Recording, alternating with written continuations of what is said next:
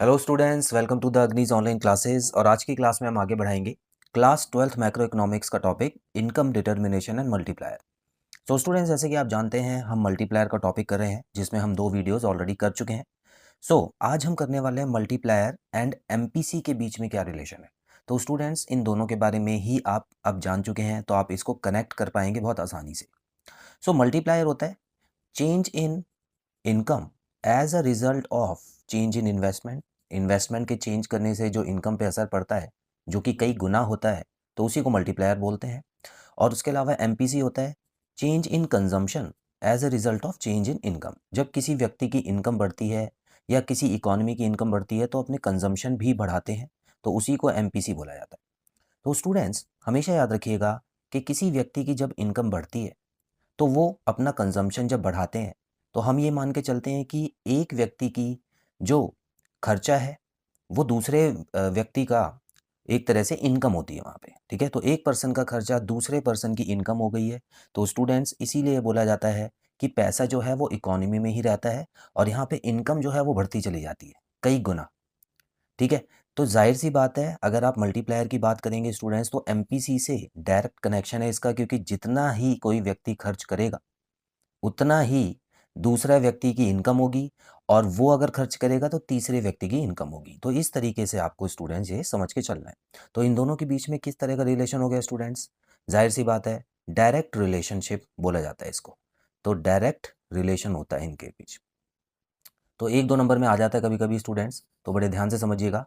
पहले तो एमपीसी के बारे में थोड़ा रिवाइज कर लेते हैं। MPC is the ratio of change in consumption as a result of change in income, जो कि हमको पता ही है students. That is, it shows the increase in expenditure of an individual or a country when his her income increases। तो जब भी किसी व्यक्ति की इनकम बढ़ती है, तो उसका कंजम्पशन भी बढ़ता है, ये हमने पढ़ा हुआ है।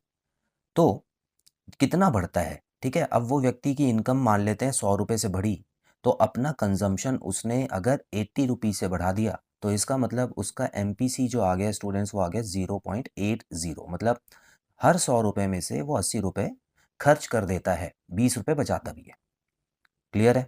तो स्टूडेंट्स, एमपीसी बेसिकली अगर आप शॉर्ट में देखें, तो खर्चे से आपको कनेक्ट कर देना है इसको, कि कितना उसने खर्चा किया, कंजम्पशन किया। अगले पॉइंट में लिखा है students, there exist a direct relationship between MPC and value of multiplier. तो इन दोनों के बीच में डायरेक्ट रिलेशनशिप कैसे होती है स्टूडेंट्स? आइए एक छोटे एग्जाम्पल से समझते हैं। मान लेते हैं कि कोई व्यक्ति है ए, उसने किसी चीज़ में इन्वेस्ट किया। ठीक है, उसने मान लेते हैं किसी प्रोजेक्ट में इन्वेस्ट किया है और वो कोई बिल्डिंग बना रहा है। अब ये जो प्रोजेक्ट में जितना भी इन्वेस्टमेंट हुआ होगा स्टूडेंट्स, उससे जो पैसा कमाया गया, ठीक है, और ये बिल्डिंग जो बनाई, इसने बनवाई है, वो जिन लोगों से बनवाई है उसमें लैंड, लेबर, कैपिटल, एंटरप्रेन्योर होगा, तो उनकी इनकम हुई होगी। ठीक है, तो मान लेते हैं ये जो बिल्डिंग बनी थी, वो 1000 करोड़ की बनी थी। ठीक है, तो ऐसा समझिए उसमें इतने पैसे लगे थे स्टूडेंट्स। चलिए, तो अब ये इनकम के बराबर हो गई ना, इनकम के बराबर हो गई। अब ये जो फैक्टर्स ऑफ प्रोडक्शन है, जो ये पैसे घर में लेके गए, वो भी कुछ खर्चा करेंगे, उनका भी एमपीसी होगा। तो मान लेते हैं इनका एमपीसी था 0.80। मतलब इन लोगों ने इन 1000 करोड़ में से 800 करोड़ जो थे वो खर्च कर दिए, और बाकी 200 करोड़ अपने पास बचा लिए। हालांकि बचाने की बात अभी हम नहीं करेंगे, अभी हम सिर्फ खर्चे की बात कर रहे हैं। ठीक है, तो 800 करोड़ ये इन्होंने खर्च कर दिए। तो स्टूडेंट्स, यहाँ पर जो 800 करोड़ इन्होंने खर्च किए होंगे, वो जाहिर सी बात है किसी और की इनकम हुई होगी। तो चलिए, हम यहाँ पे मान लेते हैं ये लोग जो थे वो बी थे। अब यहाँ पे सी आ जाता है स्टूडेंट्स। ठीक है, जिसके पास ये 800 करोड़ रुपए पहुंचे। अब ये व्यक्ति 800 करोड़ में से, इसकी भी एमपीसी जो है वो है 0.80, 0.80 है। तो स्टूडेंट्स, ये कितने खर्च करेगा? ये करेगा 640 करोड़ रुपीस अपने में से खर्च कर देगा। तो स्टूडेंट्स, यहाँ पे हो क्या रहा है? देखिए, एमपीसी की वजह से ही तो खर्चा हो रहा है, और जब खर्चा हो रहा है तो दूसरे की इनकम हो रही है, और जितनी इनकम होगी उसी को जब इन्वेस्टमेंट से हम कंपेयर करेंगे तो बनेगा इन्वेस्टमेंट मल्टीप्लायर। तो इसी तरह से स्टूडेंट्स देखिए, यहाँ पर 1000 करोड़ की इनकम हुई थी, उसके बाद 800 करोड़ की इनकम यहाँ हुई, तो 1800 हो गया, और उसके बाद 640 करोड़ की इनकम यहाँ पर हुई है। तो इसका मतलब ये कितना हो गया स्टूडेंट्स? ये हो गया 2440, है ना? तो देखिए अभी से मैंने तो बस 3 लोगों का नाम लिया है, ये साइकिल आगे भी चलती रहती है। तो स्टूडेंट्स इस तरीके से आप देख सकते हैं अभी ही 2 गुना हो गई है। अगर आप इनकम को कंपेयर करें और इन्वेस्टमेंट को कंपेयर करें तो फिलहाल 2 टाइम्स ऑलरेडी हो चुकी है। इसीलिए स्टूडेंट्स इसको बोला जाता है इन्वेस्टमेंट मल्टीप्लायर। ठीक है, 2 टाइम्स मल्टीप्लाई हो गई है, लगभग 2.5 टाइम्स ही हो गई है। अगर 1-2 और स्टेप आगे बढ़ेंगे तो 4-5 या 6 टाइम्स भी हो सकती है। आई होप ये चीज़ क्लियर है स्टूडेंट्स। तो इसीलिए एमपीसी का रोल जो है वो इन्वेस्टमेंट मल्टीप्लायर में साफ साफ नज़र आता है। अच्छा, अब यहाँ पे अगर एमपीसी कम होता, मान लेते हैं वो 0.80 ना खर्च करके 0.50 ही खर्च करते हैं, मतलब आधा पैसा ही खर्च करते हैं और आधा बचा लेते हैं, तो उतनी ही इनकम जो है वो कम होती और जिसकी वजह से मल्टीप्लायर की वैल्यू जो है वो उतनी ही कम आती। ठीक है, तो हो गया ना डायरेक्ट रिलेशनशिप दोनों के बीच में। तो स्टूडेंट्स एमपीसी और इन्वेस्टमेंट मल्टीप्लायर के बीच में, ठीक है, एमपीसी और इन्वेस्टमेंट मल्टीप्लायर के बीच में डायरेक्ट रिलेशन होता है। चलिए, अब यहाँ पर लिखा है there exist a direct relationship, तो मैंने ये वाला टॉपिक आपको समझाने की कोशिश की है। आई होप आपको समझ आया होगा। और ये जो प्रोसेस है स्टूडेंट्स, ये आएगा वर्किंग ऑफ मल्टीप्लायर के टॉपिक में, जो मैंने अच्छे से समझाया है आगे की वीडियोस में। ठीक है, तो आप अभी तो बस इंट्रोडक्शन की तरह इसको समझिए।